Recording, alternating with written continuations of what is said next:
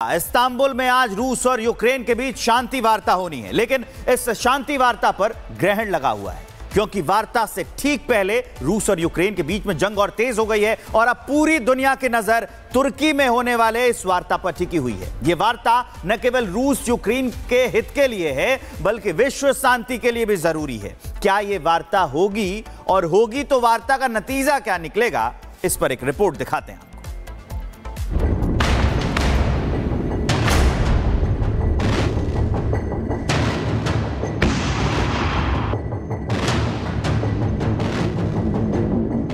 रूस यूक्रेन में फिर बड़ी तबाही। शांति वार्ता से पहले शुरू हुई जंग। शांति वार्ता पर संकट का साया। फिर कैसे रुकेगी जंग? रूस और यूक्रेन के बीच चल रहा युद्ध बीते 3 साल में अभी तक किसी भी नतीजे पर नहीं पहुंचा है। इस मसले को सुलझाने के लिए रूस और यूक्रेन के बीच तुर्की में 2 जून यानी आज एक खास बातचीत होने वाली है।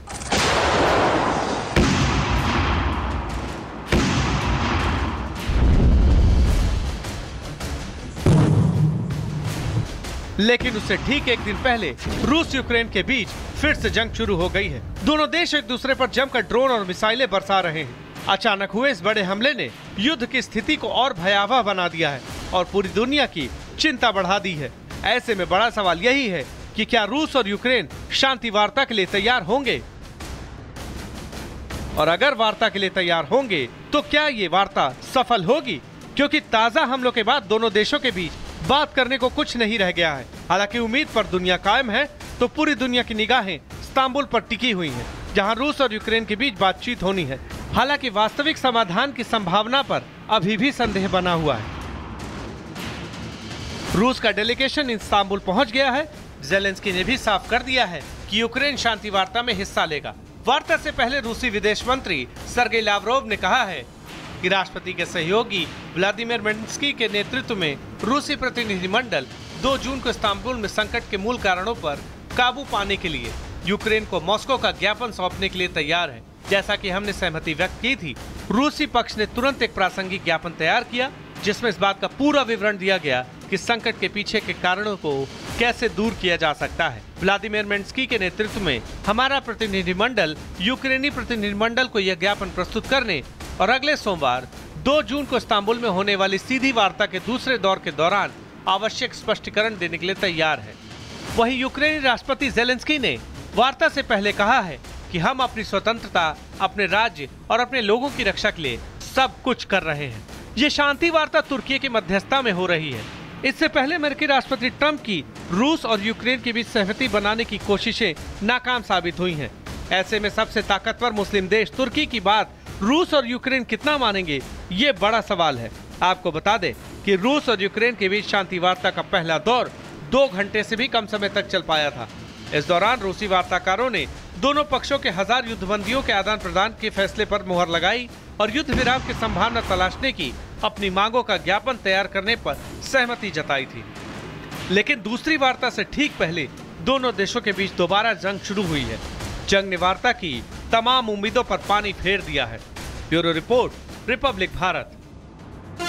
और अब चलिए रुख करते हैं अगली बड़ी खबर का। इस्तांबुल में आज रूस और यूक्रेन के बीच शांति वार्ता होनी है, लेकिन इस शांति वार्ता पर ग्रहण लगा हुआ है क्योंकि वार्ता से ठीक पहले रूस और यूक्रेन के बीच में जंग और तेज हो गई है और अब पूरी दुनिया की नजर तुर्की में होने वाले इस वार्ता पर टिकी हुई है। यह वार्ता न केवल रूस यूक्रेन के हित के लिए है बल्कि विश्व शांति के लिए भी जरूरी है। क्या यह वार्ता होगी और होगी तो वार्ता का नतीजा क्या निकलेगा, इस पर एक रिपोर्ट दिखाते हैं।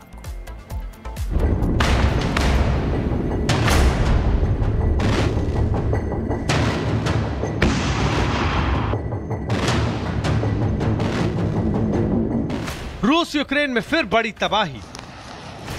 शांति वार्ता से पहले शुरू हुई जंग। शांति वार्ता पर संकट का साया। फिर कैसे रुकेगी जंग? रूस और यूक्रेन के बीच चल रहा युद्ध बीते 3 साल में अभी तक किसी भी नतीजे पर नहीं पहुंचा है। इस मसले को सुलझाने के लिए रूस और यूक्रेन के बीच तुर्की में 2 जून यानी आज एक खास बातचीत होने वाली है।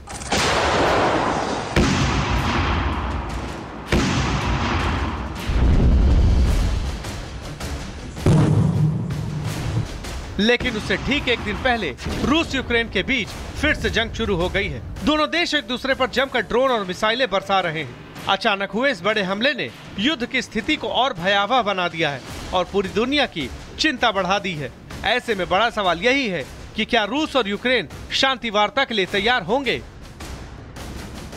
और अगर वार्ता के लिए तैयार होंगे तो क्या ये वार्ता सफल होगी, क्योंकि ताजा हमलों के बाद दोनों देशों के बीच बात करने को कुछ नहीं रह गया है। हालांकि उम्मीद पर दुनिया कायम है, तो पूरी दुनिया की निगाहें इस्तांबुल पर टिकी हुई हैं, जहां रूस और यूक्रेन के बीच बातचीत होनी है।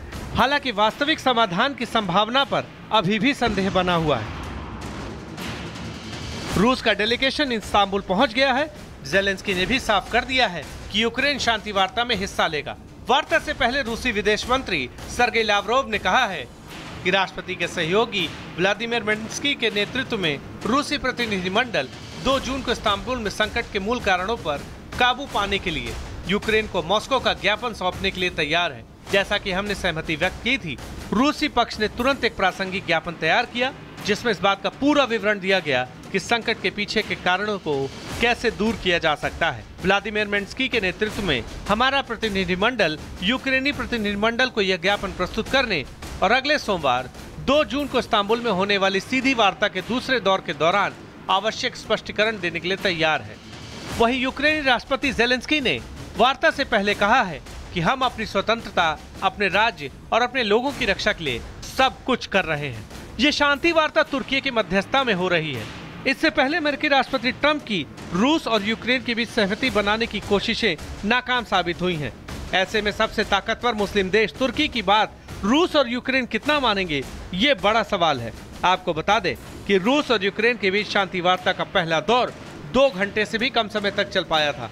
इस दौरान रूसी वार्ताकारों ने दोनों पक्षों के 1000 युद्धबंदियों के आदान प्रदान के फैसले पर मुहर लगाई और युद्ध विराम की संभावना तलाशने की अपनी मांगों का ज्ञापन तैयार करने पर सहमति जताई थी। लेकिन दूसरी वार्ता से ठीक पहले दोनों देशों के बीच दोबारा जंग शुरू हुई है। जंग ने वार्ता की तमाम उम्मीदों पर पानी फेर दिया है। Bureau report, Republic Bharat. Istanbul में आज रूस और यूक्रेन के बीच शांति वार्ता होनी है, लेकिन इस शांति वार्ता पर ग्रहण लगा हुआ है, क्योंकि वार्ता से ठीक पहले रूस और यूक्रेन के बीच में जंग और तेज हो गई है और अब पूरी दुनिया की नजर तुर्की में होने वाले इस वार्ता पर टिकी हुई है। यह वार्ता न केवल रूस यूक्रेन के हित के लिए है, बल्कि विश्व शांति के लिए भी जरूरी है। क्या यह वार्ता होगी, और होगी तो वार्ता का नतीजा क्या निकलेगा, इस पर एक रिपोर्ट दिखाते हैं।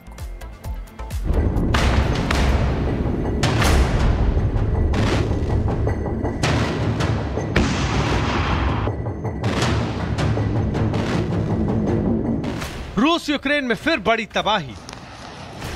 शांति वार्ता से पहले शुरू हुई जंग। शांति वार्ता पर संकट का साया। फिर कैसे रुकेगी जंग? रूस और यूक्रेन के बीच चल रहा युद्ध बीते 3 साल में अभी तक किसी भी नतीजे पर नहीं पहुंचा है। इस मसले को सुलझाने के लिए रूस और यूक्रेन के बीच तुर्की में 2 जून यानी आज एक खास बातचीत होने वाली है।